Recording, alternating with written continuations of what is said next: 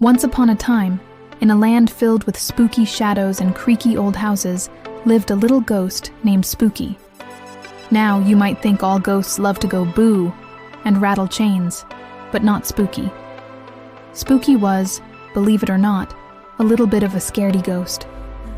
He was more likely to say eek than boo, and he'd rather hide under a cozy blanket than float through a dark hallway.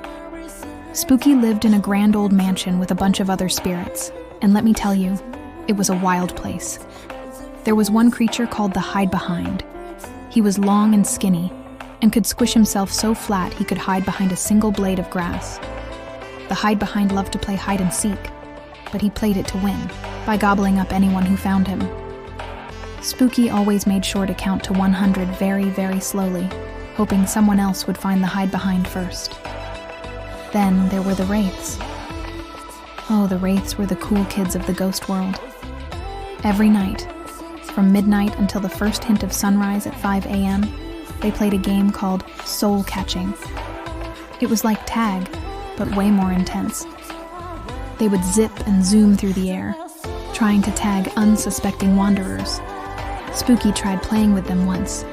He floated out, ready to tag a lost hiker, but when the hiker turned around and screamed, Spooky screamed even louder and flew right back to his attic room. Soul catching was definitely not his game. Spooky's favorite thing to do was float near the nursery and listen to the children's bedtime stories. He loved tales of brave knights and friendly dragons, not scary monsters. He'd hum along to lullabies, and sometimes, if a child had a nightmare, Spooky would gently float by their window and whisper happy thoughts until they smiled in their sleep. He was a friendly ghost, a helper ghost, not a scarer ghost. One evening, the sky turned a strange shade of purple, and the moon was a ghostly white. The other spirits in the mansion started whispering excitedly. It was a ghost moon night. This was the night the legendary moon beast came out to play. The moon beast was a colossal creature made of moonbeams and shadows, and he loved to challenge brave mortals to contests of wits and courage. The other ghosts thought this was the best entertainment ever. They'd gather on the rooftops, munching on spectral popcorn, and watch the show. Spooky, however, was terrified. A giant moon beast? Challenges? He shivered so much he almost turned into a puddle of goo. He decided the safest place to be was his attic room, under his favorite dusty sheet. He pulled it over his head and trembled. But then, he heard a small cry from the garden below. Peeking through a crack in the floorboards, he saw a little girl named Lily, who had wandered into the mansion's garden chasing a firefly. Now she was lost and scared. And right behind her, a giant shadow began to form. It was the moon beast. It towered over her, its voice booming like distant thunder. "Mortal child, I challenge you to a riddle. Answer correctly and you may leave. Fail, and you stay in my shadow garden forever." Lily started to cry. She was too scared to even think. Spooky's see-through heart ached for her. He knew what it was like to be scared.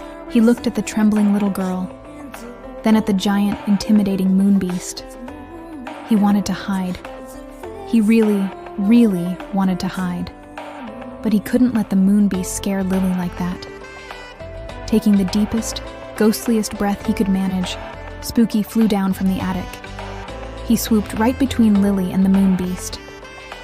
"Leave her alone," he squeaked. His voice was wobbly, but he tried to sound brave. The moon beast looked down, surprised. "A little spirit? You dare to interrupt my challenge?" Spooky puffed out his chest, trying to look bigger. "She's just a little girl. It's not fair to scare her. If you want a challenge, challenge me." The other ghosts watching from the rooftops gasped. Little Spooky, the scaredy ghost, was challenging the moon beast. The Wraiths stopped their game of soul-catching to watch. Even the Hide-Behind poked his head out from behind a chimney, completely forgetting to be sneaky. The moon beast chuckled, a sound like rocks tumbling down a mountain. "Very well, little spirit. Here is your riddle. I have cities, but no houses. I have mountains, but no trees. I have water, but no fish. What am I? Spooky gulped. He had heard this one before. It was from one of the adventure books he'd heard read in the nursery. He thought hard, his ghostly brain whirring. Cities but no houses. Mountains but no trees. He remembered the picture in the book. "You're a map!" Spooky shouted, his voice a little more confident now.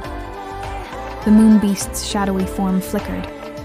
"Humph, correct," it grumbled. "But you won't be so lucky with the next challenge. I challenge you to a staring contest." A staring contest? With the moon beast? Its eyes glowed like 2 full moons. Spooky felt a wave of fear wash over him. How could he possibly win? But then he looked at Lily, who was watching him with wide, hopeful eyes. He had to try.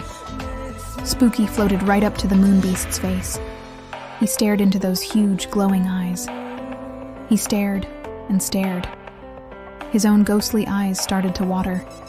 He felt like he was going to blink any second. But then, he had an idea. He was a ghost. He didn't really need to blink. And more importantly, he could do something the moon beast couldn't. Spooky went cross-eyed. Then he stuck out his tongue and wiggled his see-through fingers by his ears. He made the silliest face a ghost could possibly make. The moon beast stared, confused. Its giant moon eyes blinked. Once. Twice. And then, a strange rumbling sound started deep in its chest. It wasn't a growl. It was a giggle. The giggle grew into a chuckle, and the chuckle grew into a booming, earth-shaking laugh.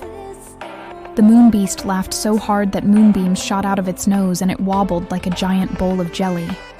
It couldn't possibly keep its eyes open while laughing that much. "You win, little spirit!" the moon beast roared with laughter. "You win! No one has ever made me laugh before." As the moon beast faded away with the first light of dawn, still chuckling to itself, all the other ghosts cheered. The wraiths zipped around Spooky, patting him on the back. The hide-behind gave him a thumbs up from behind a rose bush. Spooky floated over to Lily and gently guided her back to the garden gate. "You were so brave," Lily whispered. "No," Spooky said, smiling. "We were brave together." From that day on, Spooky was still a little bit of a scaredy ghost. He still didn't like loud noises, and he definitely didn't want to play soul catching. But he learned that being brave doesn't mean you're never scared. It means being scared, but doing the right thing anyway.